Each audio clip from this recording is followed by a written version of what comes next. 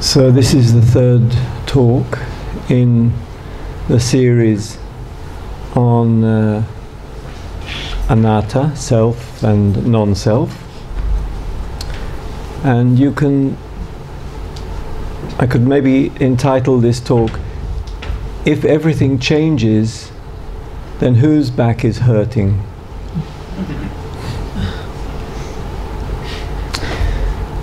And we discussed it a little bit this morning.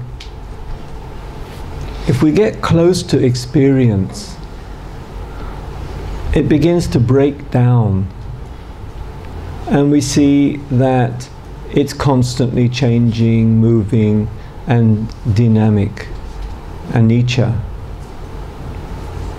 That applying mindfulness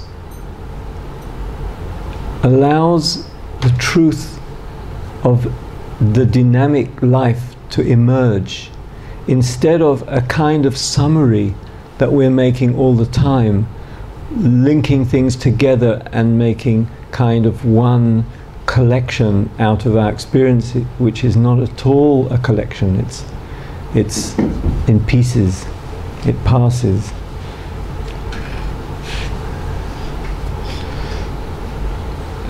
A thought is one thing. We don't usually experience a thought as one unit that arises and passes. We usually experience thought as a whole stream, a narrative, a tasrit, a film script that just goes on and on and on and comes to various conclusions on the way, which are usually rather uncomfortable. But if we look carefully, it's made of packets, a beginning and an end.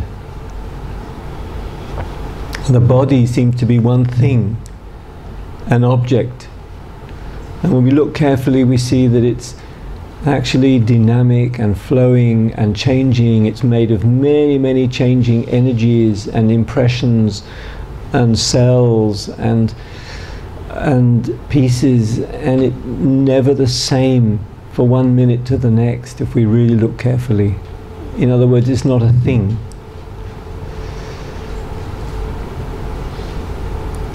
And this already frees us, because we find ourselves living in a much less constructed and imprisoned world, which is made of change and freedom. The nature of the world and our experience and our place in it is so dynamic and free in its nature.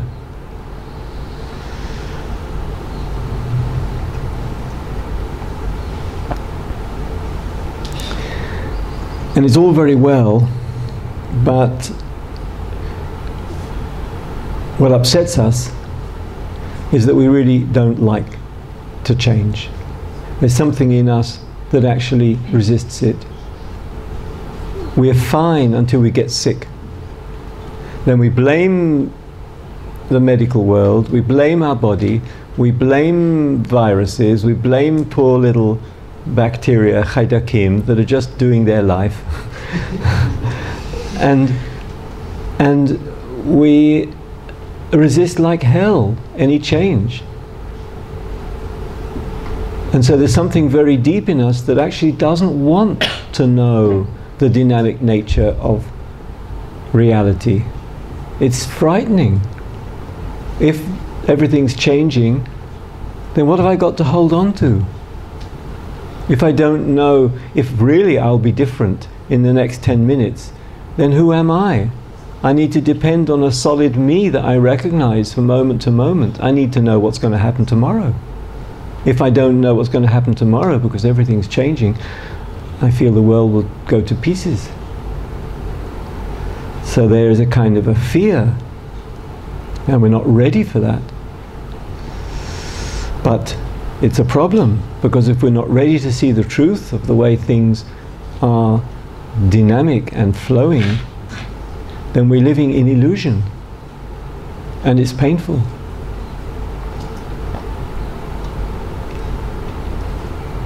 Conditions change. So everything changes when conditions change. Our experience in this retreat is a change from the experiences that we had before we came here. We put ourselves in different conditions and our experiences are completely different. And next Monday afternoon, many of us are going to say, oh my God, how I'm going to go back to Tel Aviv. It's going to be so difficult. I'm living here in an island.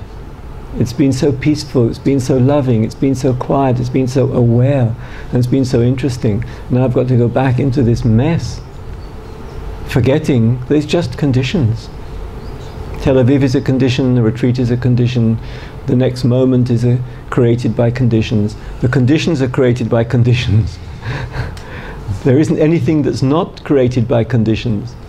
And if conditions create other conditions that create other conditions, then it means all we are is a bunch of conditions. We're not anything. We're just a bunch of conditions making more conditions. Na'im making more na'im. So that well, who is me? Many, many conditions have come together to make this object. This object. Many, many conditions. Someone did it, someone made it. The metal that is dug up from the earth by poor, miserable Chinese workers. the shop that sold it, the person that's put it together, the thoughts of the person that's put it together, the thoughts of the man that invented this thing, the thing that is here now in relationship to me and to you, making a certain function. And all the world is needed to make this thing happen right now where it is. The whole universe of conditions creates this thing here, or this thing there, or you here, or me here. The whole universe is needed for everything to be there. So, including and I would say vital to this whole understanding is that one of the places where conditions are created, and the big place, is in the mind. Because this thing, as we see it as a thing, a microphone, can only exist as it is if we here regard it as a microphone and are interested in it as a microphone and define it as a microphone. Who can define the piece of air above the microphone? What's it called? Who made it? Even this microphone, who can define that piece of it? Or this bit of it? Or this bit of it? Who can say what it is? Who can say what's interesting about it? Who can say anything about it? So our descriptions and definitions are as much part of the conditions that make the world and make ourselves as anything materials in the world itself. And especially what we're interested in, what we've learnt to describe as things and define as things. It's a learnt process, it's in the mind, it's in awareness. So the world is created by our awareness.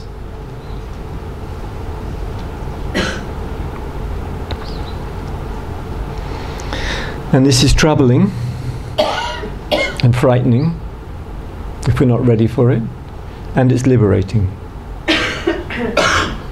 And if we just think how much solidity and truth we give to a painful narrative in the mind, a painful story that keeps coming up for us. A disturbing story that goes on and on, such as I'm no good, I can't succeed at things, or I'm afraid of them out there who want to kill me or throw me into the sea, or anything you like. Stories in the mind seem to take on a reality because we forget how much we create them from conditions that have arisen in our life, from voices that have come into us from our childhood, from other people, from the world. We then own them, we then become interested in them, they become the major player in our life, and they take on solidity and reality. If we look at them a bit more carefully, with intimacy, they're just made of conditions like everything else. And they come and they go. And they seem very, very solid. Guilt, anger at something, blame ourselves or others seemed real. Of course I should blame. It's obviously they've done wrong, or I've done wrong, I should blame. It has no reality. It's a thought that is made of conditions. So we can free ourselves with a sense of the dynamic nature of things, our views. And one of the beautiful aspects of Dharma practice is that we don't actually need to fight problems and issues that come up for us. We don't need to sit here with a kind of a gun and up pops a negative thought, bang, got to get rid of you. Up pops another thought, blame, oh, no good, I've got to get rid of you. Bang, bang, shoot them down, because they're not helpful. I want to free myself of this, I want to free myself of that, shoot. And the truth is that if we just look carefully, everything goes by itself. So we actually don't need to get rid of anything. And it's just hard for people to really see that, but if you practice, and if you practice seriously, it always arises as a understanding that things pass by themselves. We're not made of them. They're dynamic, they're free, they flow by. We don't need to get rid of anything. It gets rid of itself. But we have to know that as experience. We have to know that in our flesh. It's not enough to know that as a concept or as an idea. The movement to freedom has to be felt in our bones and seen absolutely clearly in our flesh. And that's why we sit here day after day after day, doing some hard work sometimes. But if we just begin to see that, it can be something very, very gross and like a pain in the body or tiredness that arises. But if we look at it carefully, we see it's made of change. It passes and flows. It is not really us. It is a condition that arises because of other conditions. If we really see that carefully and intimately, we're already free. And then the next time that something comes up that gives us trouble, it's easier. The next story that comes that gives us a headache, the next view that comes that troubles us, we see, wait a minute, it just flies by like a bird in the sky.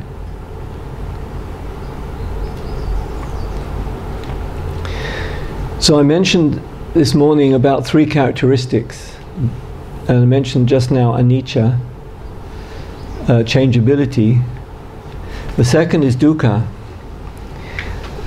pain, painfulness or non-satisfactory nature of life. And the first noble truth of the Buddha, sabbe sankhara dukkha.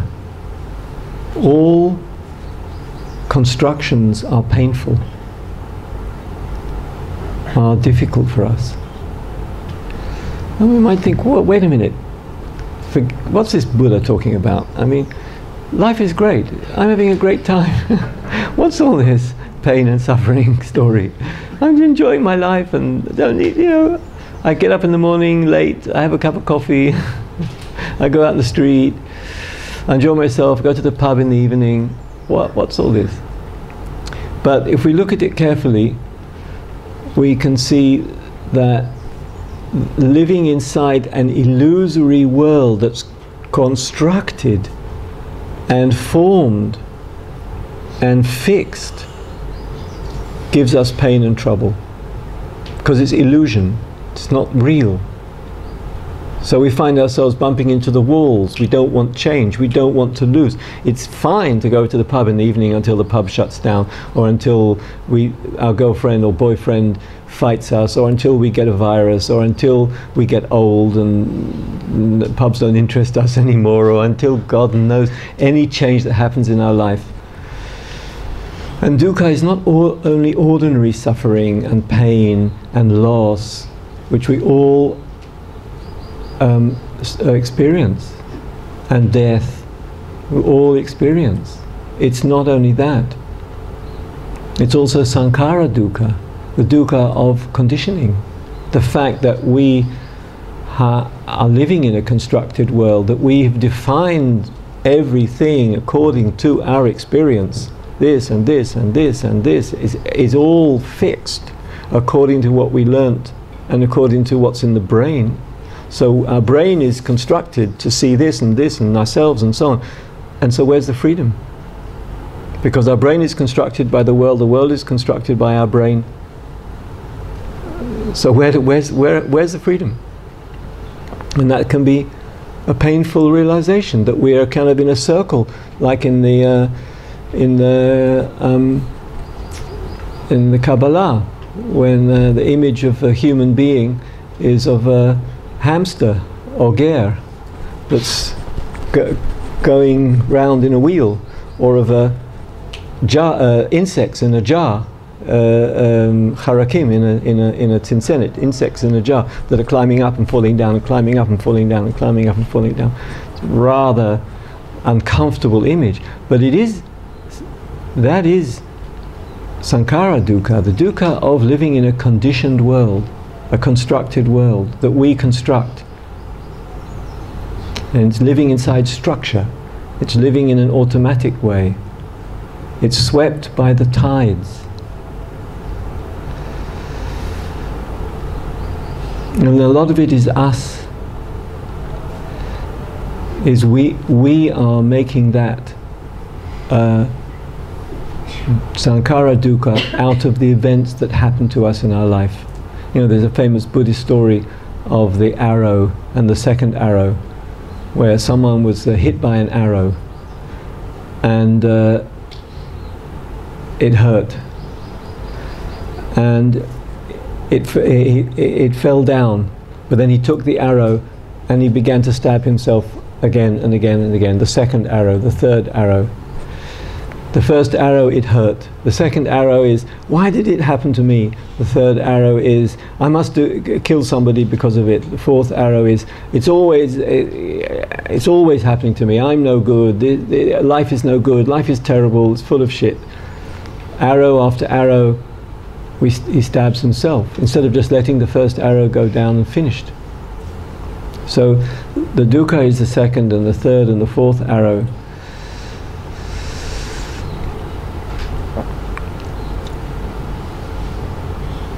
And it's very subtle.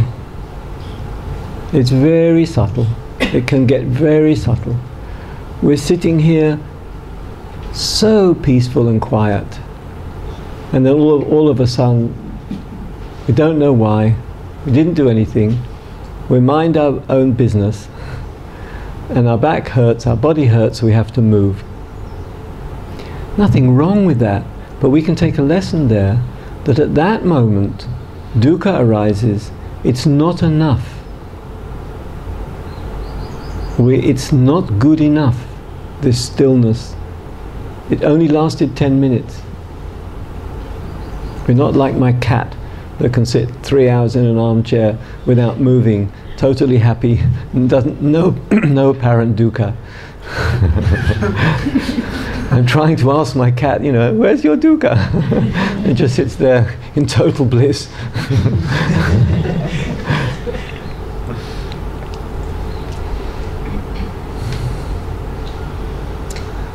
So we are holding on to things that change, and when it changes we feel uncomfortable and we have to do something about it. And one of the places that can already free us with dukkha is that dukkha is not personal. We shouldn't take it all personally. It's a rather impersonal process. That it comes because we're constructed beings. We're made of other things. We're made of other things. I'll talk about this later. So, of course, if we're constructed by life, we also go to pieces again. What to do? It's impersonal. Samsara, the wheel of life, is impersonal. The dukkha we feel is not really personal. It's just arrived through conditions. And that can really help us. It can reduce the arrows that we're using to hurt ourselves with. And say, okay, I don't need to pick up this arrow. Anyway, it came to me from the outside. Anyway, it came from somewhere else. I don't have to take it personally. Dukkha is there. And that's a great help in our life. We don't need to take it on our shoulders all the time. And it's possible to be free inside dukkha. Because dukkha is a response in our awareness. And our awareness is basically free. And it's an important point. Our awareness doesn't have a problem. Our awareness is just aware. Our awareness is in its nature free and empty. And then it fits itself into packets called me, or objects, or world. It builds worlds, but the material with which the worlds are built is empty and free. Awareness, can anyone say that awareness is a thing?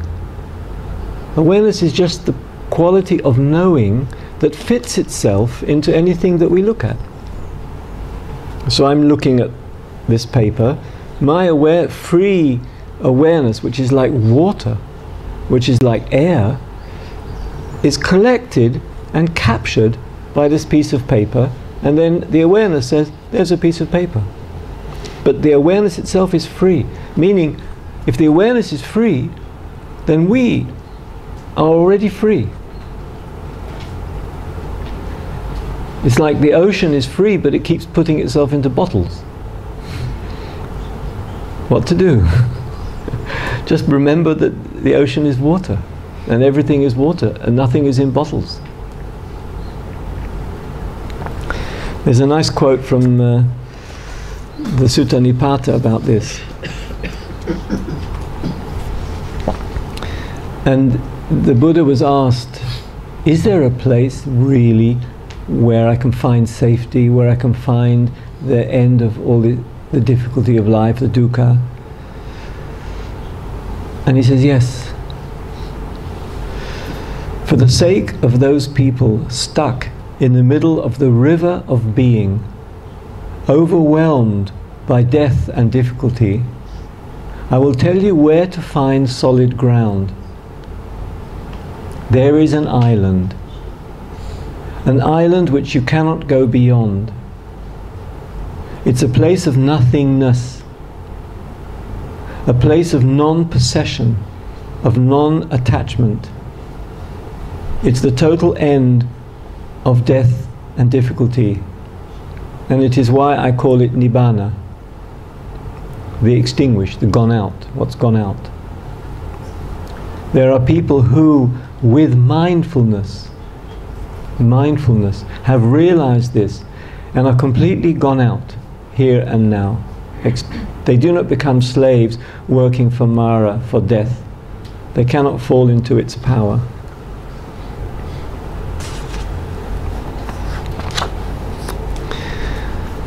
The third of the three characteristics that I mentioned this morning is anatta, and it's often mistakenly called no self, and with a kind of a subtext that there is no self. But that's not really true, because, like I said, we all experience a subject. The subject is looking out of our eyes at me, and I'm a subject looking out of my eyes at you. So clearly there is an experience of a subject.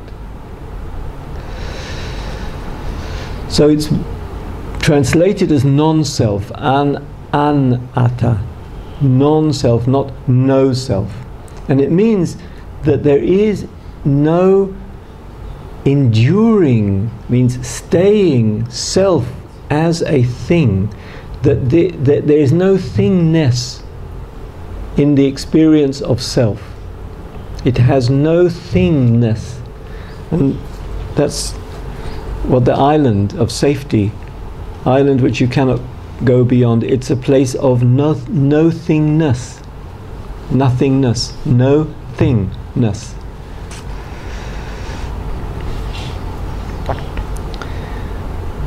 And it's not only about me and you, it's about all objects.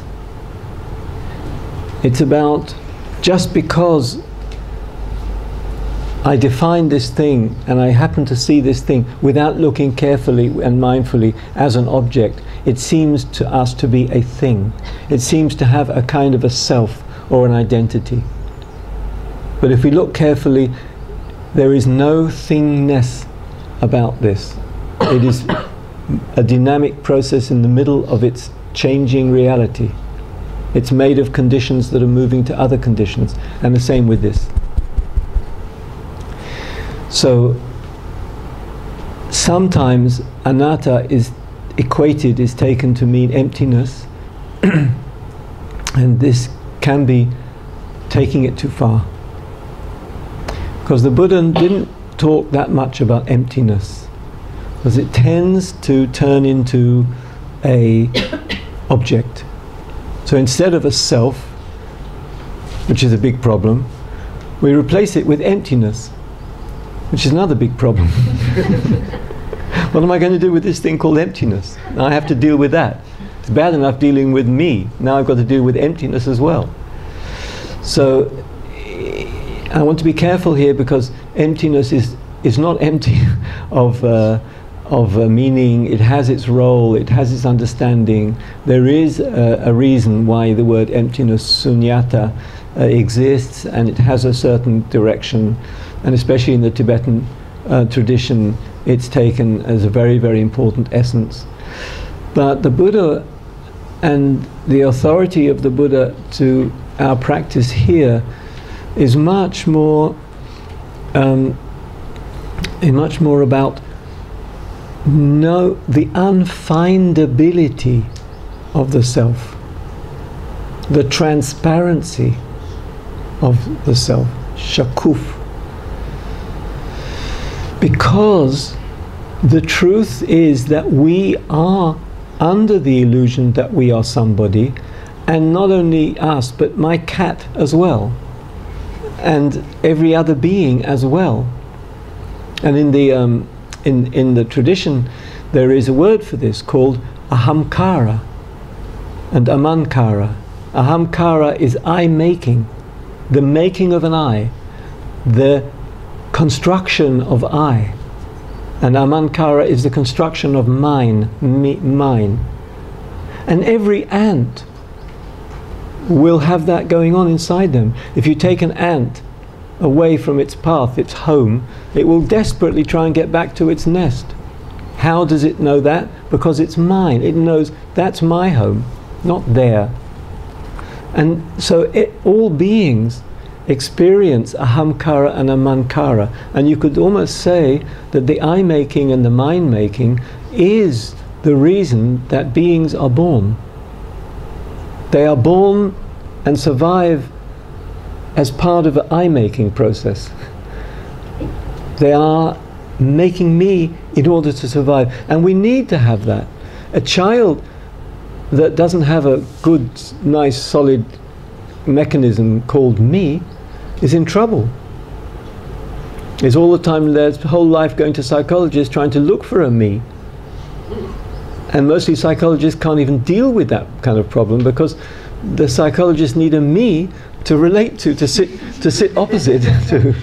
They need to have another me in the chair opposite. If there's no me in the chair opposite, the psychologists don't know what to do. And actually can be quite painful for children and for adults that have less than me than is healthy. So the me making, the I making, is not a problem. It's part of the nature and part of survival. How can I cross the road and not get run over by a bus if I don't have a center that tells me what to do when I'm standing on the edge of the road?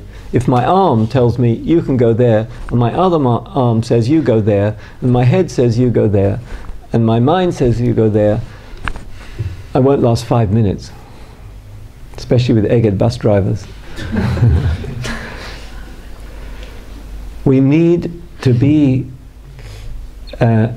we need a good healthy mechanism of ahamkara and amankara, but that doesn't mean to say we need to be controlled by it. We need a good mechanism of self-creation, just like we need a good mechanism for the digestion of our lunch. We need a good marechet ikul, digestive system. We need a good sense of ahamkara and amankara. But that's all. We don't need to turn it into this whole control system that controls everything we do in our life and puts us in prison. So, ata and anatta means selfing and non-selfing is a verb, not a thing. Shem poel v'lo shem etzem. I am right now Stevening myself in front of you, and you're giving me permission for that. So, the Stevening that's happening right now here, you're part of it, because we are giving each other recognition, a sense of being with each other, knowing each other. It's a verb. It's an experience. Self. It's not an essence. It's an expression. And we can notice it not by itself. We can't see the self that easily. It's difficult to see the self. But we can see it through its expression. So, for example, expression of agency, meaning I am the origin of my actions. I am doing this. That's agency. That way we experience a self. I am moving my hand. Movement is happening, and the source of it is me, or the decision behind it is me. So agency is a way we can notice the self. Agency or control. We might ask ourselves, who is in charge of the breath? Who's breathing? It's control. And it's a question. Is it free? Is it coming by itself? Is it doing itself? Am I doing it? It's a question. We can look at it. And we might notice control is happening. I can breathe short or long. I can stop for a little bit. And then I'm no longer in control. We can experience the self through being a subject. Things are happening to me, apparently. If someone talks to me, I experience that the words are coming to me, and I collect the words. They don't come past me. And Sahar says, Stephen, and I look, who are you talking to? I collect things happening to me, and so I'm a vessel, and experience being a vessel called a subject. and a subject has objects. So it's a center. I'm being a center. And this centering, this sense of center, is a way we experience self. But it's an experience, it's not a thing. I experience ownership, balut. And I've told this story before, so excuse me for those that know it, but it's just such a funny story. That one time I was trying hard, and of course failing, to learn Hebrew at the University of Haifa. And I used to go every morning to the University of Haifa to Ulpan. And I still have a white Subaru station. And I parked it there. And when I went out, I saw a white Subaru there, but it wasn't mine. And I realized that what happened is my white Subaru has been stolen, but there was another white Subaru next to it that wasn't mine, that wasn't stolen. And I thought to myself, wow, if the other Subaru had been stolen, I wouldn't have had two thoughts about it. But because my white Subaru was stolen, oh, they stole my car, and there were two exactly the same. There was one belonged to somebody else, one belonged to me. Mine got stolen, and I cry. The other gets stolen. I don't care. The act is the same. The ownership makes a difference. It was quite funny.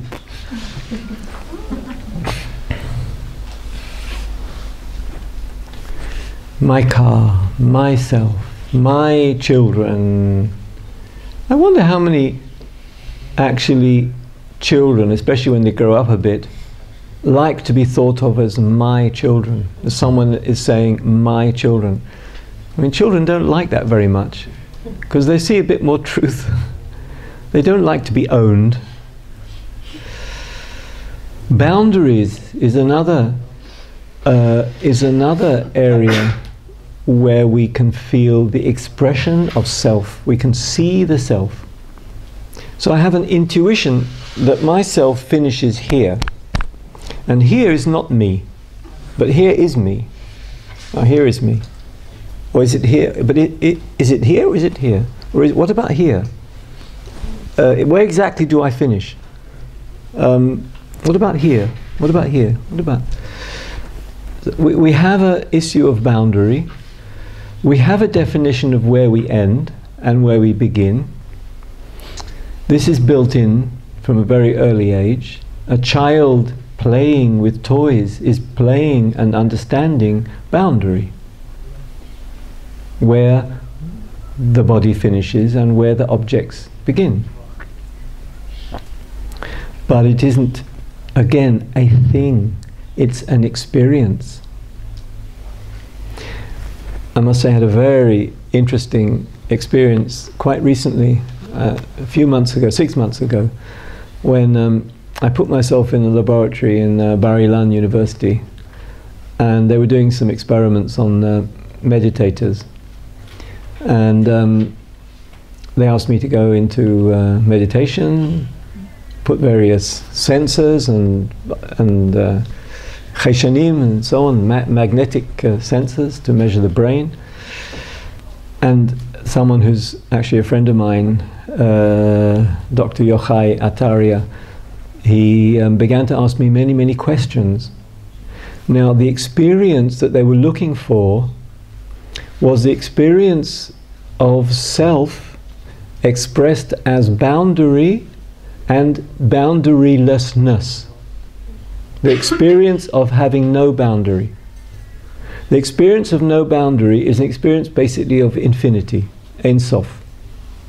That there isn't any boundary means there's no end to the experience. The experience doesn't finish here or here. No boundary at all. Experience of limitlessness.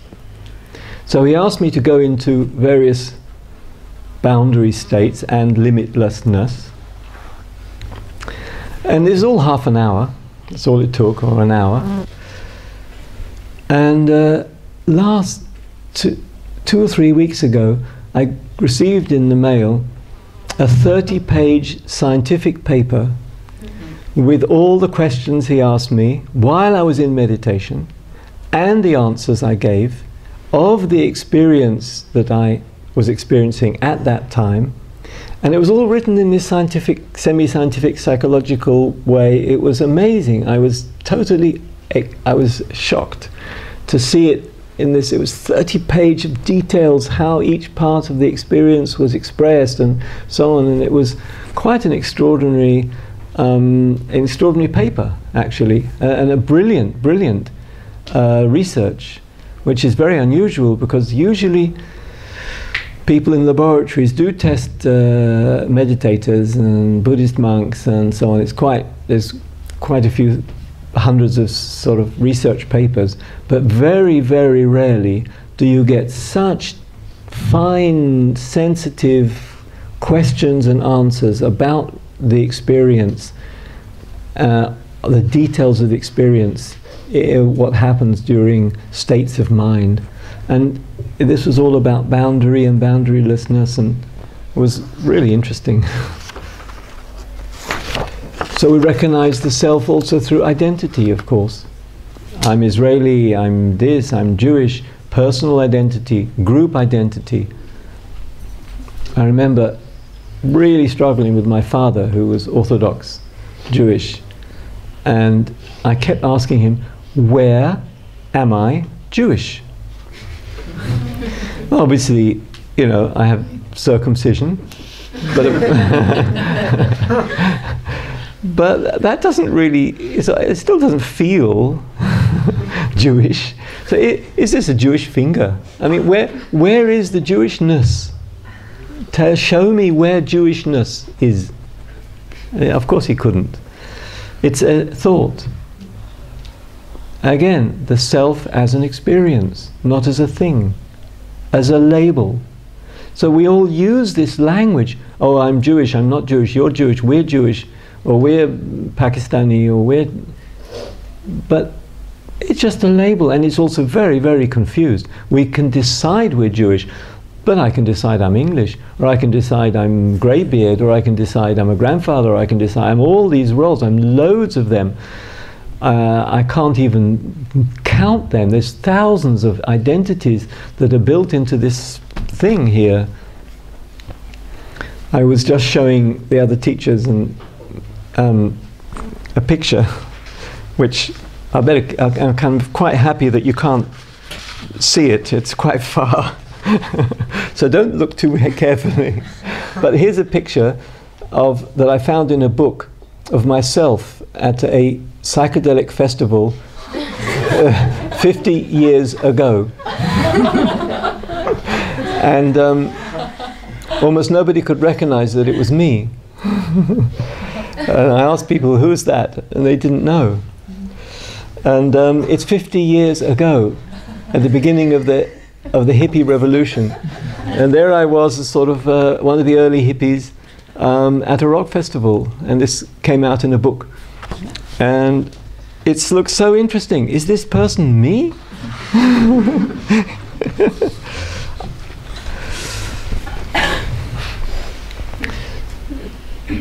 If we look closely at the truth of anatta, it's very confusing, it's very unfindable.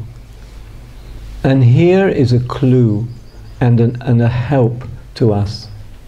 And it's interesting that when we discussed this in the two groups today, sitting on the grass, in both groups I had more than one person questioning, saying that they were very confused because when the self appeared in different shapes and was very confusing. For example, someone said, I have this experience here, but I also have the experience of wanting to change that experience, to make it better, to soften it, to heal it.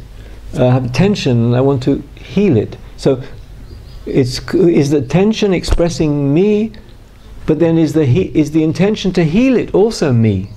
So where is what? And someone else was talking about, I feel myself in front of myself and then behind myself. I'm not sure where I am. So one of the places that is helpful to us is what you might call a healthy confusion. Bilbul bari. And we can see how the experience of self not being a thing means that we can receive it in multiple ways. It's more of a passifas. It's more of a mosaic, a kaleidoscope. We regard the self as a kaleidoscope. So every time the conditions, kaleidoscope, you move it and all the colors change. So every time we move a little bit, the conditions change. We also change. And don't try and see the self as in a linear way, like I know this self. It's a field of change. It's transparent, shakuf. One of the definitions of anatta that Stephen Batchelor uses is in his books is transparency. It's a mental construct. It comes and goes. When we go to sleep at night, finished self. You can dream a bit, but that's a very, very strange self, usually comes out in the dreams. We can't recognize that one. One time, a yogi asked the Buddha, a sadhu, Vachagota, and said, Gotama, Buddha, is there a self? And when this was said, the Buddha remained silent. So, Master Gotama, I suppose there's no self. A second time, the Buddha was silent. And then Vachagota rose from his seat and departed. After he'd left, Ananda said to the Buddha, why is it, sir, that when you were questioned by the wanderer Vachagota, you did not answer? And the Buddha said, if, Ananda, when I was asked by the wanderer Vachagota, is there a self? And I'd answered, there is a self. This would have been siding or supporting all those who are eternalists, who think that there are things in the world forever, that exist forever. And if, when I was asked by him, there is no self, is there no self? And I would answer, there is no self. This would have been helping the view of those who believe in nothing, that nothing exists. If I had answered, there is a self, would this have been consistent with the arising of the knowledge that all phenomena are non-self? No. And if, when I was asked, is there no self, I'd answered, there is no self, the wanderer who was already confused would have fallen into greater confusion, thinking, it seems that the self that I formerly was now doesn't exist anymore. So the Buddha said best to stay silent when asked this question, is there a self or is there no self? Because it comes and goes as an experience. It's wrong to say there is no self, and it's wrong to say there is a self. Both of them would lead to views. There is a self would lead to views that there is things in the world that are solid and forever, eternalist in the English. And no self would lead to sense nothingness, nothing exists. If I don't exist and the world doesn't exist, it's all a great nothingness. Also not true. So in our life, we need to experience these three characteristics constantly, repeatedly. We need to see the endings and the beginnings of things. We need to see how the self arises, how it's more or less. We need to notice how when someone shouts at us, we have a very strong self. We react. We defend ourselves, and we feel a very strong subject. When we're blissed out, lying down, spaced out, relaxed, like my cat, as I say, not much self, fine, don't need to be anybody special. We need to see all the three characteristics. We need to see dukkha, we need to see anicca, we need to see the impersonal nature of things. We need to let go a lot, to see things as they are and as they disappear. And all three of them are connected. Because we are believing we are a solid self, a lot of the dukkha arises. A lot of the pain arises because we keep defending ourselves, we keep struggling in life, we keep trying to be a better person, we keep worrying about things, we keep trying to understand what will be better for me next week, next year. We're all the time busy with the self. So we believe the self and it creates dukkha. So therefore, atta creates dukkha. The two are connected. A Zen, a very little short, spicy Zen phrase says, why do we suffer? It's because 99% of everything that gives us trouble happens to us, and there isn't one.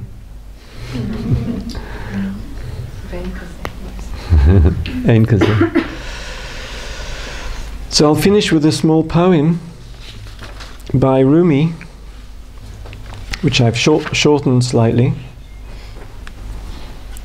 and it's called, and it's very relevant to our practice right now, and the poem is called In Every Breath. In every breath, if you're the center of your own desires, you'll lose the grace of the divine. But if in every breath you blow away your self-importance, the ecstasy of love will soon arrive.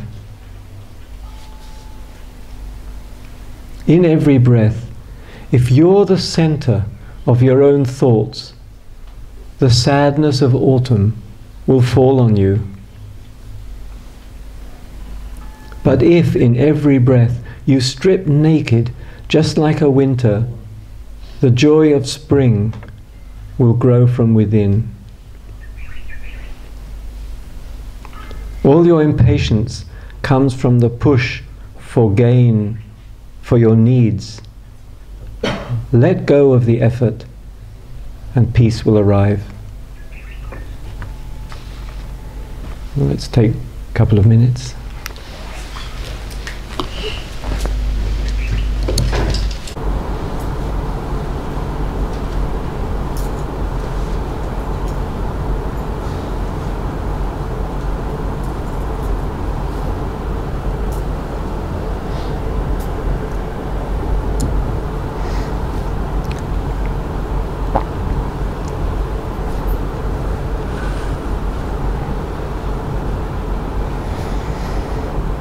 So this is the fourth talk in the series on anatta, self and no self, and I'd like to title it with a phrase from Winnie the Pooh, who it says, the more Pooh looked, the more Piglet wasn't there. The more Pooh looked, the more Piglet wasn't there. But there's also another little story from Winnie the Pooh, which is kind of the opposite, and I just, both of them, you need both of them together. And this story, Piglet was busy digging a small hole in the ground outside his house. "Hello, Piglet," said Pooh. "Hello, Pooh," said Piglet, giving a jump of surprise. "I knew it was you." "So did I," said Pooh.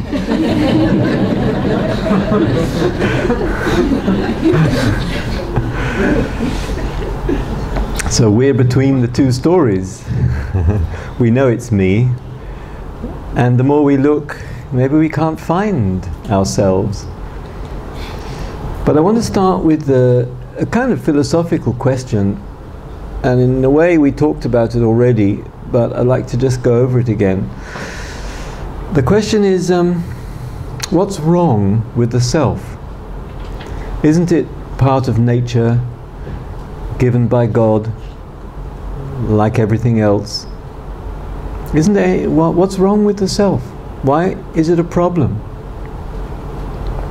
And I think the answer is that there isn't anything wrong with the self.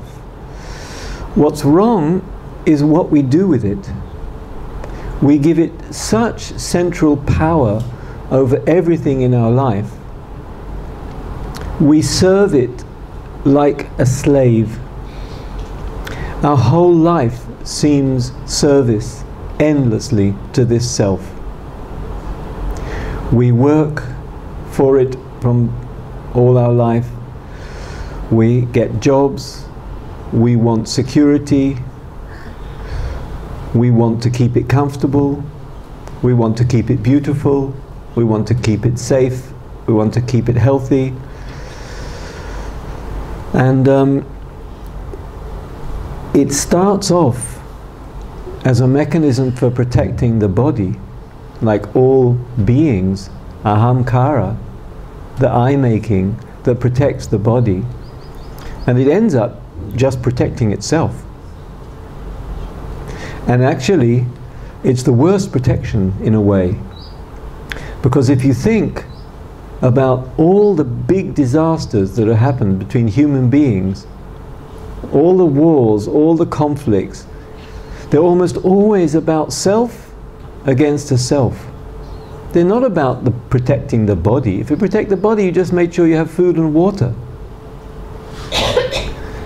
There's no problem. There's very little wars about food and water. They're all, look at Syria. It's about who's in the government, who's not in the government, who has power. Look at the First World War, which to me is devastating war. I have a lot of interest in it. Perhaps the most terrible war from the point of view of the soldiers that have ever been fought, with gas and millions of soldiers dying. And it was fought because of honor. That's all. Because of honor. Who is more honor, status? So actually the self is very unhelpful in protecting us, and ends up giving us more vulnerability than if we didn't have one. And it's also the source of so much fear that we're really afraid. And look at the story, my story this morning, of the fear of public speaking. It's a classic fear of the self. It's not the body that's afraid, the self is afraid. Once Christopher mentioned that he saw a survey, a University of Harvard survey of the American people, asking them, what are they afraid of most? And it turned out that public speaking, pahad kahal, was the #1 fear. And #2 or #3 was a nuclear catastrophe that wipes out most of the world. So people are more afraid of the death of the ego than they are afraid of the death of the whole population, including themselves. So the problem isn't the self, the problem is the way that we, through habits of karma, conditioning, and the way we use our mind, heart and soul, puts the self right up front here, and we filter the world through the self.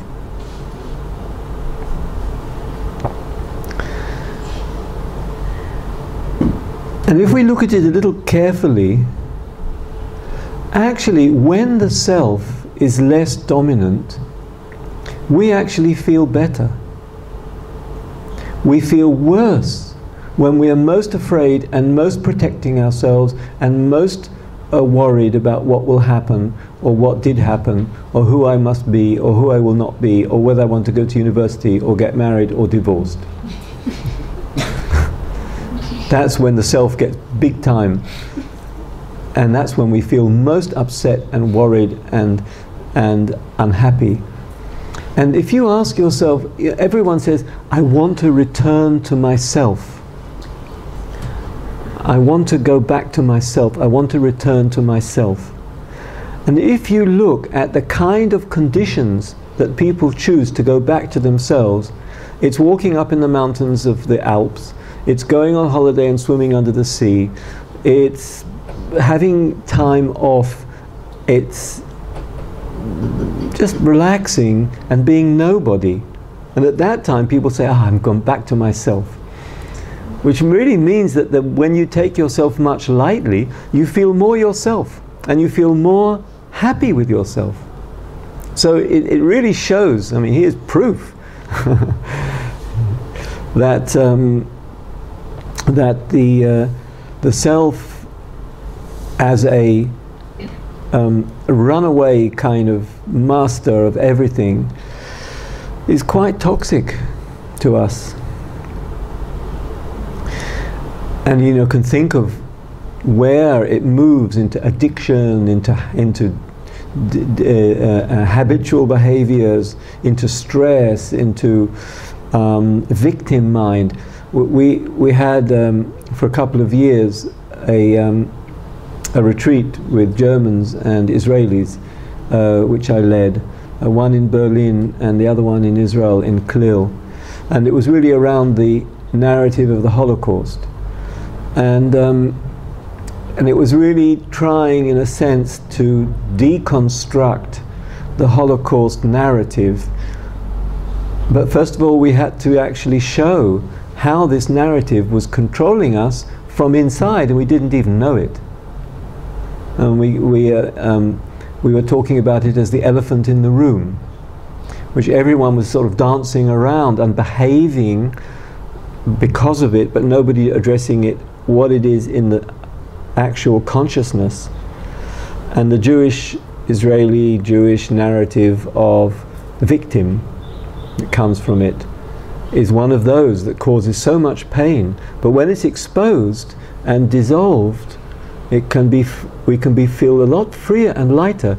And the interesting thing in this retreat was every time when the Israelis understood that the Germans have a similar Holocaust narrative, which is just as painful but opposite.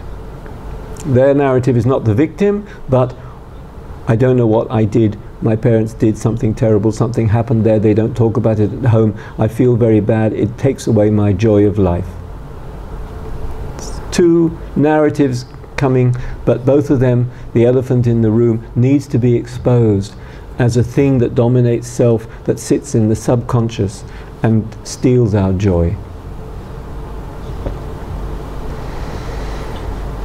The Buddha said the self is a bit like a dog running around and around a stick which it's tied. It's tied to a stick and it runs round and round, and the stick is the self, and we run round and round this thing. And in a spiritual practice, it tells us something, that one way to really move out of the dominance of self is actually relaxation. Is taking things more easily. Because the opposite of relaxation, namely achievement or pushing or fear, is actually increasing the self. To be in a spiritual path with less self, it's much more about letting go. It's much more about relaxing. It's much more about dropping things. And I remember Tsoknyi Rinpoche, when he was here, he was talking about this quite a lot. that when you relax, you can just drop the self more easily. And I invite you to try it. When you're struggling here, sitting here for another 10 minutes, another 10 minutes, and then just relax. And just let go, and just drop the need to be somebody, or to do something, or to get anywhere, or to change anything, or to fix something, and just see what happens. And just see how something is let go of, something dissolves. Our deep okayness, the joy, the ease, it helps us to go beyond the self. At one time in my long journey in the Dharma, I felt I was on the edge of a abyss, tahom, and I really wanted to jump off, and I couldn't. It was too scary. I felt it was right there, and I couldn't jump. And a teacher and a friend talked to him about it, and he said, well, just be joyful. Joy will reduce the fear, and then there's no problem. So realize that joy is a power that dissolves fear and uncertainty, dissolves the fear of the unknown, of what I might be like with no self. It's fear. What I might be like with less self. Fear. What might happen to me if I don't know myself so well. It's scary. What will I be like if I don't know myself as I know myself now? It's scary. Of course, after all of that, I realized the whole thing was completely another construction. There's no abyss, and there's nowhere to jump, and there's no tehom, and you know, it took me a while to realize that. But here is, by the way, a break point between psychology and spiritual practice. Psychology, and I'm sorry, psychologists, here if I'm simplifying everything, but there's a lot we can talk about here. But I just allow me to be just oversimple right now. That psychology tends to stop at the sense of okayness. That if you're reach an okayness, you don't really need to sit opposite the psychologists. I know there's exceptions, and I know psychology actually does go further into archetypes and into many, many different areas. But generally, the agenda of psychology is to help you with okayness. I am okay with my life. I'm fitting with my life. My life is fitting with me. I'm functioning well and basically fine. That's the starting point of the spiritual journey. And so that okayness place is where the two begins to split. And just allowing that in you as a power that would allow you to go beyond the self. This sense of okayness. It's the first power I also mentioned on the second day of trust, one of the 5 powers.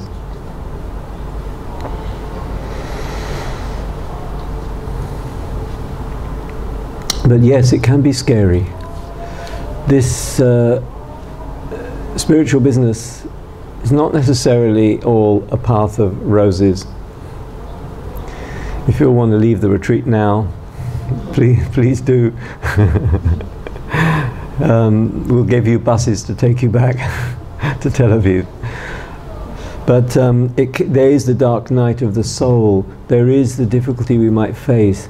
There is a risk that if we don't do things in harmony, if we take the spiritual journey too intensively, too crazily, then the non-self might happen too fast, and it's not healthy. It's got to be done in a steady way, feeling the okayness and feeling it's all right to have a little less self, and feeling the joy of it, of being less full of me and more full of the world, full of life. So we just to be aware that when we talk about self, there is certain minefields or kind of sadem mokshim.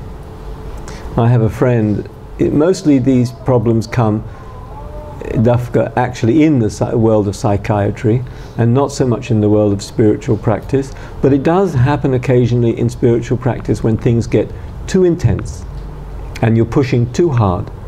And it has happened.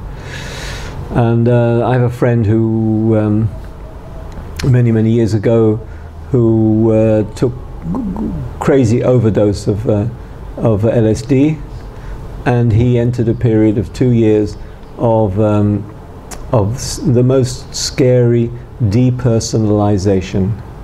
He just died, and he died, his self died, and he just couldn't function, and he would just be walking all day and night in the streets in Wales, this was, in Cardiff, and he would sit down and he'd feel himself disappearing into the chair, going into the house below him, the flat below him. He would walk, and he would walk through, feel himself walking through walls, and there was no boundary, and everything. He was in the chairs and in the ceiling looking at himself, and he just was going crazy.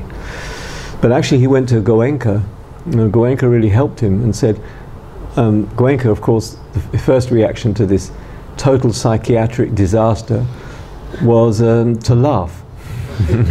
As Goenka, I don't know if any of you know Goenka, but I've been sitting with him, but he's got a great laugh.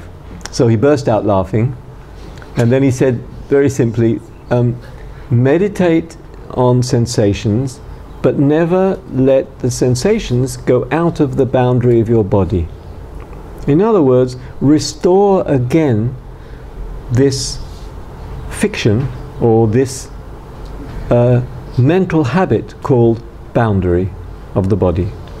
And he did it, and in 10 days he was way better. And actually he got from this experience amazing psychic powers, and he's still a friend of mine.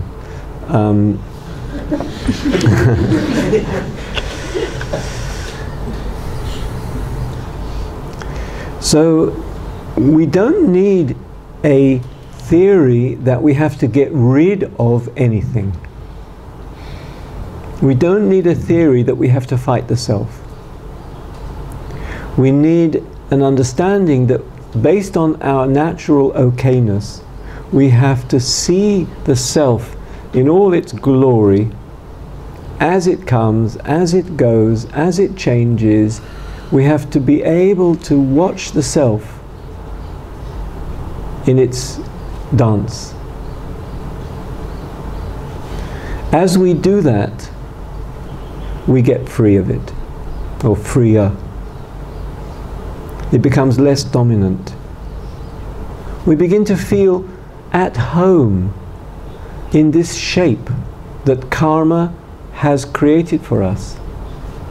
This shape is this one here, or this one, or this one, or this one. It's a shape, like a tree. A tree is a shape. The tree outside here doesn't say, oh, I must be more of a tree, or more me, or less me. Or the tree is just a tree. It has its shape. It's developed through conditions, the water, the air, the sun, the earth, and makes a shape. And we can feel the same, no problem. It's a shape that we have. We have a form, the body has a form, we have memories, we have thoughts, we have all that complex that makes a human being, and it's okay. And the self is not that interesting. And that's the direction of our practice. That to make the self less interesting is anatta, rather than fight it. And we look at the self by examining our experience. Because there is no experience without an experiencer. And when there is no experiencer, then you can say there really is no experience either. And there are spiritual landscape or spiritual practice and spiritual understanding, wisdom, in which really there is no experience. You're beyond experience. The non-dual unitive states are really not an experience. They're rather beyond experience, and there's no experiencer and an experienced object there. But we're going to talk about that later, not today. But for now, look at the experience, because in every experience there is an experiencer. There is someone there that knows what's going on. I know I exist. I am hearing the air conditioning. Needs me, a subject, to hear an object. Let's look at that. What is knowing? What is the knower? I wonder how many of you have worked on that, thought about it in meditation, for example. Just the knower.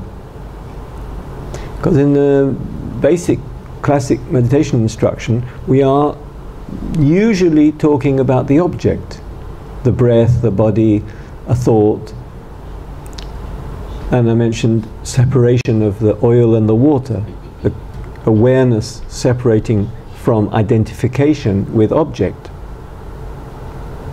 But what is the oil? It's the knower, it's the knowing, it's the subject that knows. Worth looking at. What is the knowing and the knower separate from the object? What is the witness that knows?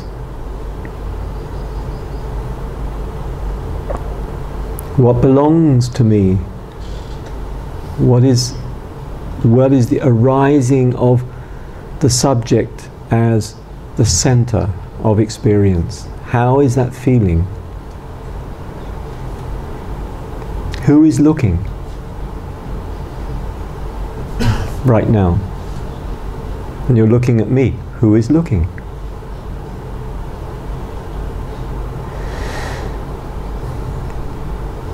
Now some of that really needs, it's a lifelong story. It is not just an instant thing which is, if I do my meditation right, it'll all become absolutely clear. This is a life story of exploring, questioning, contemplation. And here we need the questions as well. We need to listen, like you're listening to a talk. It's arising thoughts and ideas and a vision maybe of practice which you haven't thought about. That's fine. It needs reading, it needs questioning, it needs contemplation. It's a sort of thing that we do in the street as well as on retreat.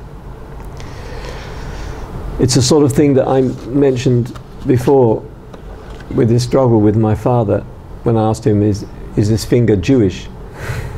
Where am I Jewish? It's that child that says, where am I? One of my daughters at the age of 6 was standing in front of the mirror and she said, well, I see a nose and I see hair and I see some ears and I see some hands, but where is Tamarin? I remember her very young, 6 years old. Where is me? I see all these parts. And this contemplation is really useful. One of the most important books written since the time of the Buddha is written by Nagarjuna. And Nagarjuna was basically a Buddhist philosopher, a practitioner, and regarded as awakened. But his process was quite analytic. He was trying to show that there cannot be a self as an entity by just examining reality using thought and a bit more than thought. Questions that vibrate, questions that disturb, questions that don't have a clear answer. In a way, they're questions that make the ground fall away from us, that will leave us no ground. That's the kind of questions, but still quite analytic.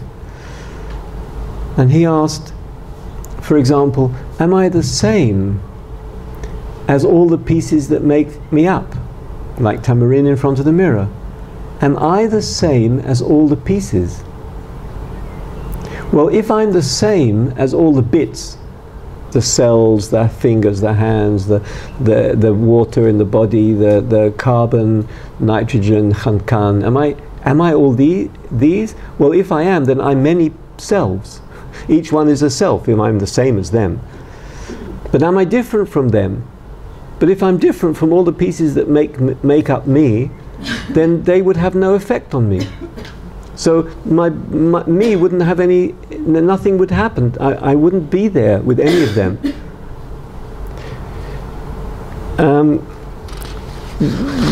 Nagarjuna's book is main book is translated to Hebrew, and it's well worth having a look at. What's the title in Hebrew? Do you remember? It's Shirat Ha'emtza. And let me just quote, just give you a flavor. Shirat Shoresh Ha'emtza.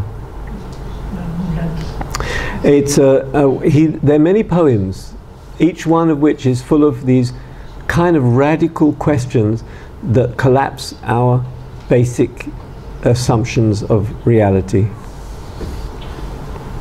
And there's one poem called Self, which I want to read part of it.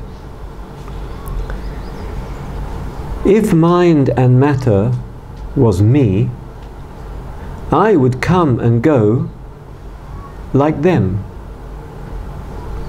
But if I was something else, they would say nothing about me. What is mine if there is no me? Where self-centeredness eased, I wouldn't think of me and mine. There will be no one there to think then. Buddhas do speak of self and also teach no self, and also say there's nothing which is either self or not. When things dissolve, there's nothing left to say. The unborn and the unceasing, unstopping, are already free. The Buddha said it's real and it's unreal, and it's both real and unreal, and it's neither one nor the other.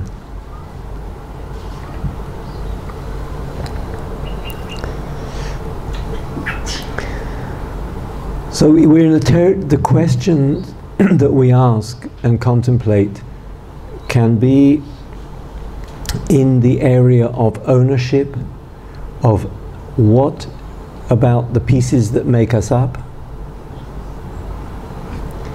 about control, how much do I really control? Do I control my breath? Do I own, when I go to the hair to have a haircut, do I cry when the hairdresser sweeps my hair into the rubbish bin? Me, me, me. You're throwing me away. Stop. We decide that's not me. When did we decide that? It needs contemplation, it needs reflection, it needs looking, it needs questioning. Again and again, right from the very beginning of the Buddha's teaching, in the very first suttas, after his awakening, he kept persuading people and telling people that arrived, look, if everything is passing by, it's your experience to see that nothing is stable, that everything passes and moves all the time. And if everything is passing, then there cannot be a thing called me that doesn't change. Everything is changing, so how can there be a me? And more than that, if the me seems to be so painful, how is it that we want it? How can there be a me if it's all so painful?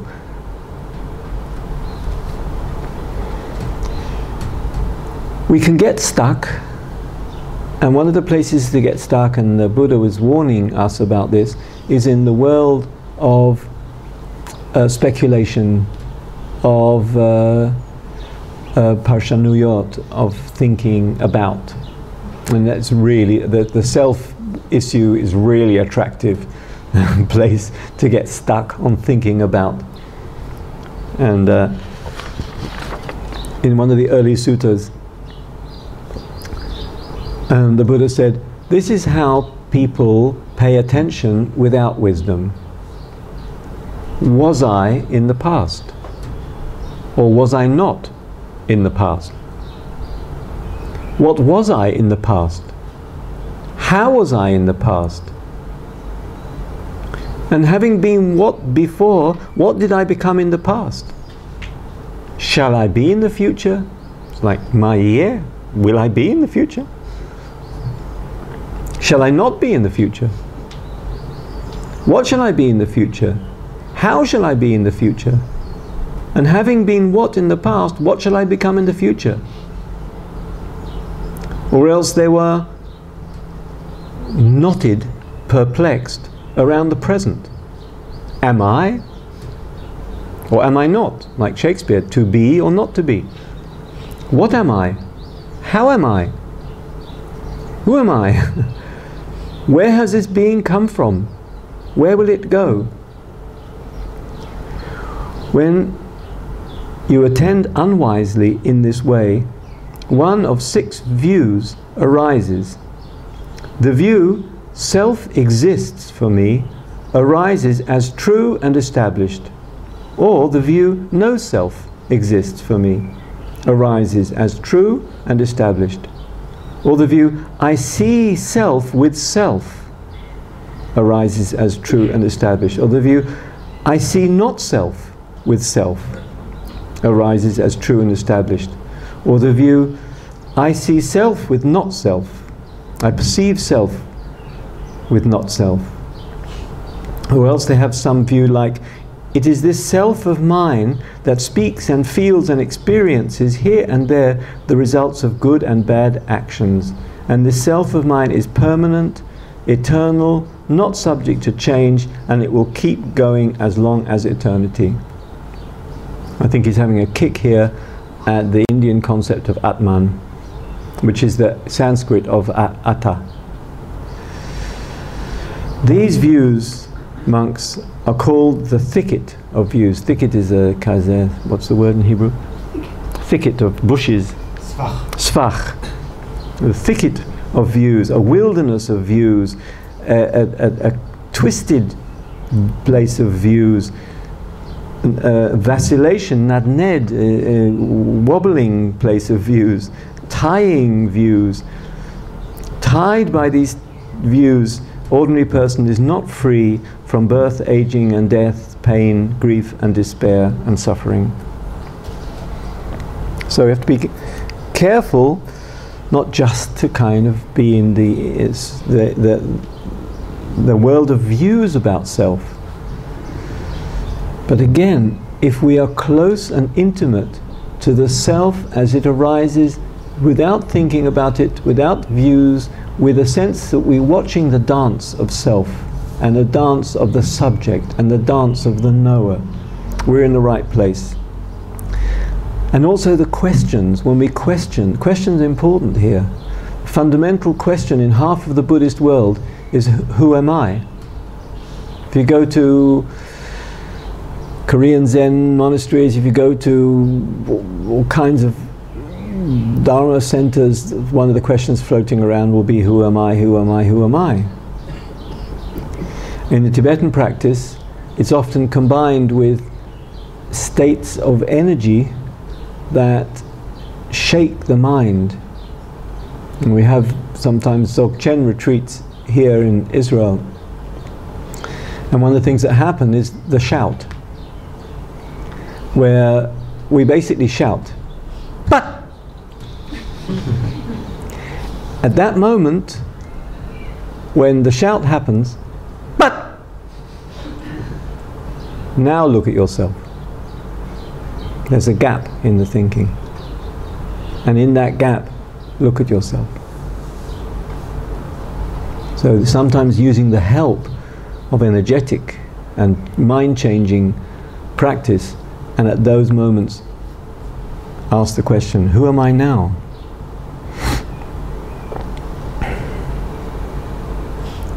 Those of you who love, as I do, the Advaita teachers like Ramana Maharshi and their practice, and I've been many times to the ashram in Tiru,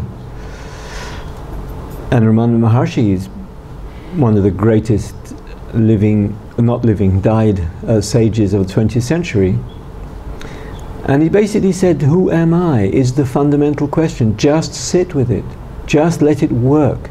Let it work as a kind of a virus that goes through the whole system and makes everything unstable and not solid. It's a question. Just stay with it. It undoes mental fixation. It takes to pieces our mental structures.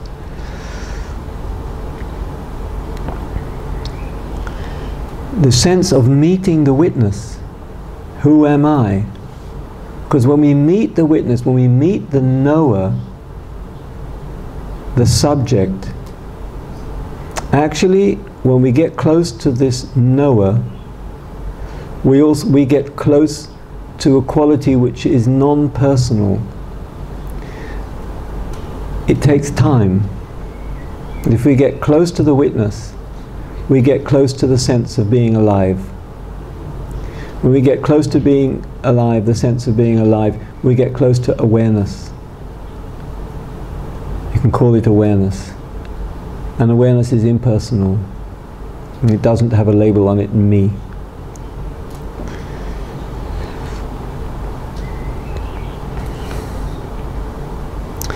And our meditation can be there.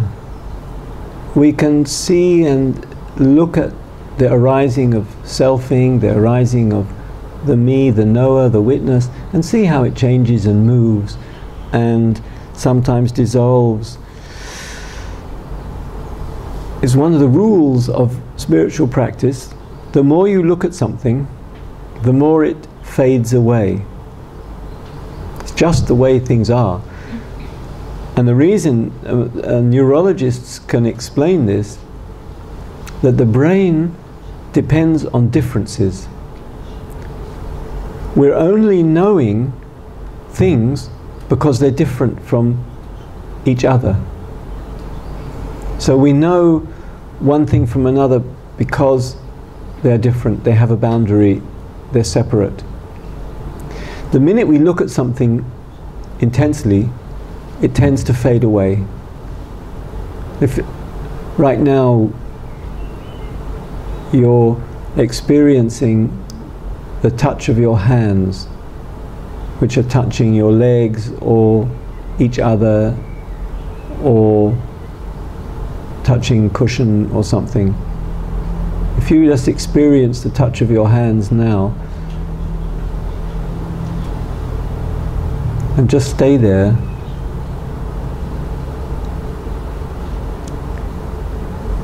you might sense that there's not sure what it is that you're feeling. And you can't exactly describe it. And it's not a real thing anymore. It's something a bit mysterious, life, energy, and touch. So when we look at things, they tend to vanish. And so when we look at the self, it tends to vanish, because it wasn't there in the first place.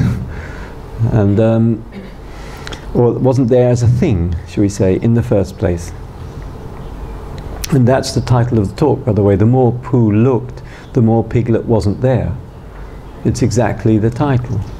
The more we look, the more we see that what we thought was a thing isn't there as a thing that is independent and solid and existing on its own.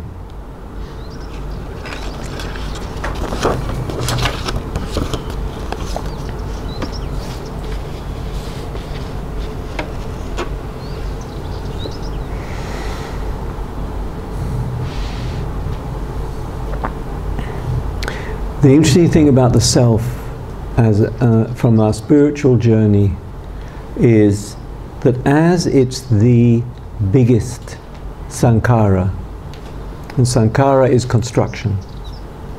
So this is a construction, and this is hand is a construction. But the self seems to be everywhere. In everything we do, behind everything that we experience, the self seems covering all our experience, everywhere. Therefore, if we can look straight at the self and see how it is less dominant and less real, its totality helps us to experience totality. I don't know whether you understand what I'm saying, but the fact that it is so total means that if we are engaged with the self, we are engaged with totality, with everything. And that's why it's so important. It leads us directly to the view of life rather than the view of me, because it's so dominant, but also not so easy. But if we can engage with the self, we find that that's the place where we can engage with the totality of things, with everything. It's as if the self has two faces. One face is pointing to ordinary reality, and the other face is pointing to the ultimate, ha-mukhlat, the totality, the awakened state. So if we are busy with the two faces of self, it'll help us have access to the awakened state through working with self, because self is everywhere.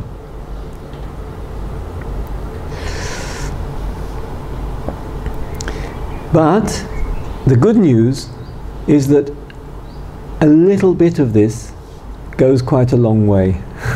We don't have to kind of feel it's all or nothing. And I've got to sit here and go to a monastery 10 years and only then will I begin to loosen the ties of self and see and be part of the totality of oneness.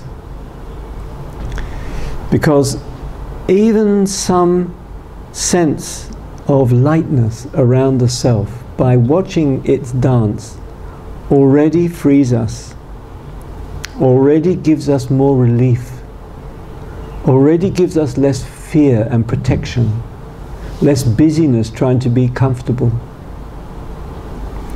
We don't take our stories so seriously, like in the example of the retreat in the Holocaust. What a relief there was at the end of a retreat, 5 days. Israelis and Germans, we were in ecstasy. Just because of the lightness that came from something heavy that we didn't realize was dominating the inner world, and as soon as we could see it with lightness, there was such sense of freedom and sense of lightness. So we may be afraid a bit to let go of habits, to let go of the known self, let go of the known me, but it's always when it happens, it's always a huge relief. I have never met anybody that said, I want to go back into my heavy, dominant, controlling self. I want to go back. I want it back again. It may be a little difficult to let go, but it's always a great relief.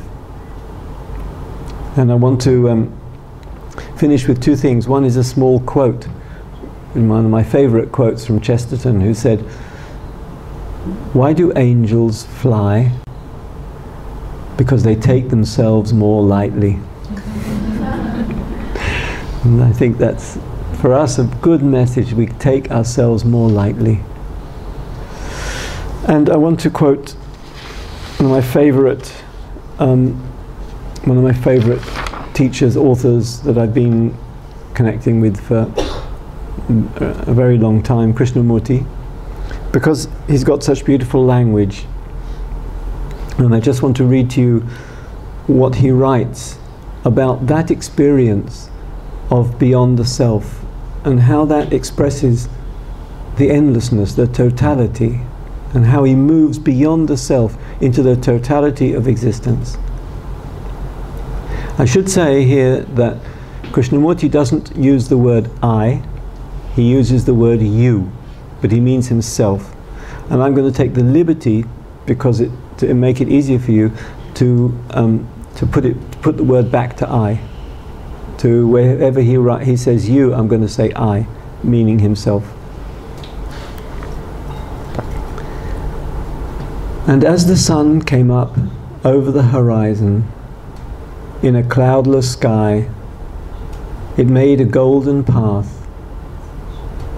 And it was extraordinary to see that light filling the earth and every leaf and blade of grass. As I watched, a great stillness came into me. The brain itself became very quiet, without any reaction, without a movement. And it was strange to feel this immense stillness. Feel isn't the word. The quality of that silence, that stillness, is not felt by the brain. It is beyond the brain. The brain can conceive, formulate, or make a design for the future. But this stillness is beyond its range, beyond all imagination, beyond all desire. I am so still that my body becomes completely part of the earth, part of everything that is still. And as the slight breeze came from the hills, stirring the leaves, this stillness, this extraordinary quality of silence, was not disturbed. And as I watched the sea, so very still, I really became part of everything. I was everything. I was the light and the beauty of love. Again, to say I was part of everything is also wrong. The word I is not adequate, because I really wasn't there. I didn't exist. There was only that stillness, the beauty, the extraordinary sense of love. The words you and I separate things. This division in this strange silence and stillness doesn't exist.